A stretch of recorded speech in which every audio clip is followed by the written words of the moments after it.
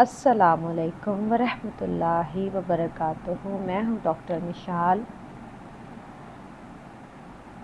سیدنا عقبہ بن عامر رضی اللہ تعالیٰ عنہ سے روایت ہے کہ نبی کریم صلی اللہ علیہ وآلہ وسلم نے فرمایا، اگر میرے بعد کوئی نبی ہوتا تو عمر بن خطاب رضی اللہ تعالیٰ عنہ ہوتے۔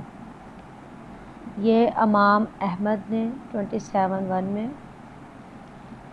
بیان کیا۔ آگے رسول صلی اللہ علیہ وآلہ وسلم نے فرمایا، اگر میں کسی کو اپنے بعد اپنا خلیفہ بناتا تو یقیناً ابو بکر رضی اللہ تعالیٰ عنہ اور عمر رضی اللہ تعالیٰ عنہ میں سے کسی کو بناتا۔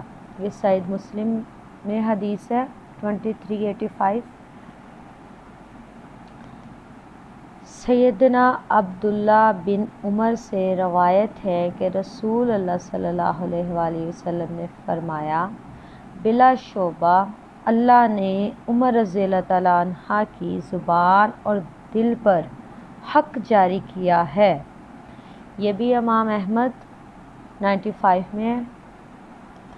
پھر رسول اللہ صلی اللہ علیہ وآلہ وسلم نے سیدنا عمر کو مخاطب کرتے ہوئے فرمایا، قسم ہے اس ذات کی جس کے ہاتھ میں میری جان ہے، جس راستے سے بھی تجھے شیطان ملتا ہے وہ بھی تجھ سے ڈر کر اپنا راستہ بدل لیتا ہے۔